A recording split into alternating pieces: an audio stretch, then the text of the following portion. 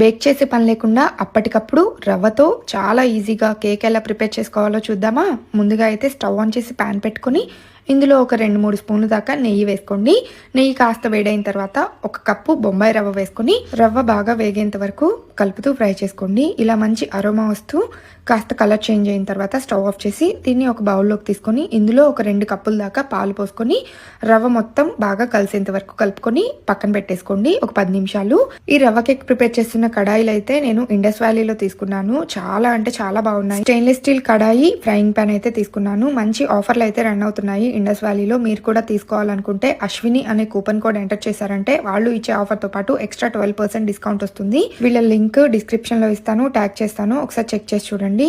Next sweet కోసం stove on చేసి pan పెట్టుకొని ఇందులో ఒక 2 స్పూన్లు నెయ్యి, ఒక హాఫ్ కప్ పంచదార వేసుకొని పంచదార మొత్తం కరిగేంత వరకు ఇలా కలుపుతూ కరిగించుకోవాలి. క్యారమిల్ లాగా అవ్వాలి. వాటర్ మాత్రం వేయకండి పంచదార కరిగించుకునేప్పుడు.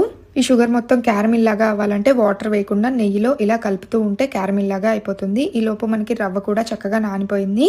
ఇక ఈ కరిగిన పంచదార క్యారమిల్లో పాలల్లో నానిన రవ్వ మొత్తాన్ని వేసుకొని బాగా కలుపుతూ ఉడికించుకోవాలి. ఇదంతా దగ్గరగా అయిపోవాలన్నమాట. అంతవరకు ఇలా కలుపుతూ ఉండండి.